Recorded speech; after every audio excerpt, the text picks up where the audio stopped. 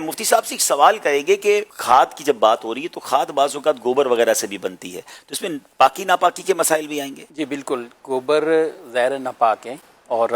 جب اس کو ہم پودوں میں استعمال کرتے ہیں، کرنا جائز ہے، اس کو پودوں کے طور پر یا کئی جگہوں پہ بھی لوگ اس کو استعمال کرتے ہیں، تو جب تک گوبر اپنی گوبر والی کیفیت میں رہے گا تو وہ ناپاکی کا ہی حکم ہوگا۔ اچھا، جب آگے جا کر اس کی اپنی ماہیت اور اصل ہونا ہی بدل جائے، ٹھیک ہے، یعنی یہ مٹی ہو جائے، ٹھیک ہے، تو پھر اس کے اوپر وہ ناپاکی والے احکام نہیں رہیں گے۔ لہذا اس میں بہت خیال رکھنا، گھروں میں پانی دینے میں بعض اوقات پریشر سے پانی دے رہے ہوتے ہیں، یا جس طرح بھی ہوں، اس کے چھینٹیں یا گملوں سے تو نیچے سے پانی نکلتا ہی ہے، تو اس سے اگر گوبر جیسے ڈالی تو وہ ناپاک ہی ہوگا، پانی بھی ناپاک ہوگا، وہ پانی بھی ناپاک ہوگا جو کچھ اس میں سے بہ رہا ہے۔ تو ان چیزوں کا خیال رکھنا ہو۔ اس کی جگہ امیر علیہ سنت دامت برکات مناریہ نے اسی رسالے میں کیمیکل والی ایک مٹی گئی ہے، کیمیکل والی کھاد آتی ہے جی، مٹی اب ساری گوبر، ساری کھاد تو گوبر نہیں ہوتی، اب تو کیمیکل والی بھی کھاد آ رہی ہوتی ہے نا؟ جی سب یہ جو ہے کھاد اب دکانوں پہ آرام سے مل جاتی ہے اور بڑی سستی ہے، اگر وہ لے کے ملا لیں تو یہ بہت زیادہ اچھا ہے کہ اس کو تیار کیا گیا ہے، باقاعدہ ہیٹ اپ کر کے اس کی جو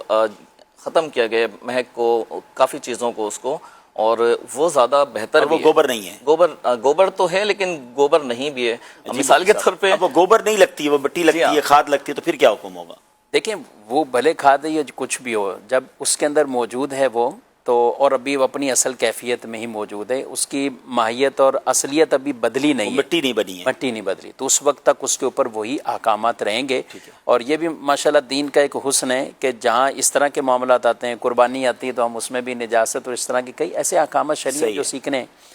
نبی پاک علیہ الصلوۃ والسلام سے ایک شخص نے پوچھا، عرض کی کہ میں بکریاں پالتا ہوں، تو نماز پڑھنے کے بھی تو میں اسی میں باڑے میں یعنی سائڈ پر بکریاں وہاں نماز پڑھ سکتا ہوں؟ آپ نے اجازت دی، پڑھ لو۔ اچھا، وہیں دوسرے نے سوال کیا کہ میں اونٹ پالتا ہوں، میں وہاں پڑھ لوں؟ منع فرمایا، ورنہ تم نہیں پڑھو۔ یعنی بظاہر یہ لگے کہ بکریاں پالنے والے کو اپنے اس باڑے میں ساتھ پڑھنے کی اجازت عطا فرمائی، لیکن اونٹ والے کو نہیں اجازت دی۔ تو اس میں بھی اتنی حکمتیں بیان فرمائی کہ رسول اللہ صلی اللہ علیہ وسلم نے جو یہ چیزیں بیان کی کہ بکریاں جس طریقے سے عام طور پہ زمین کو آلودہ کریں، وہ تو اونٹ کی کیفیت اس سے بالکل جدا ہوتی ہے۔ دوسری جو مین حکمت یہ تھی کہ بکریوں سے ساتھ کوئی نماز پڑھنے والے کو تکلیف اس طرح نہیں پہنچے گی، اگر کوئی اونٹ آ گیا تو یہ تو اس نمازی کا کام ہی کر دے گا۔ تو آپ نے اونٹوں کے اس جو باڑا ہے وہاں پہ اس طرح نماز پڑھنے کی ممانعت فرمائی ہے۔ اچھا، اس میں یہ نہیں کہ زمین جیسی بھی ہو، زمین کا پاک ہونا بھی شرط ہے، کہ کئی ایسے گاؤں دیہات بھی ہوتے ہیں جہاں یہ گوبر سے لیپ کرتے ہیں زمینوں کو باقاعدہ،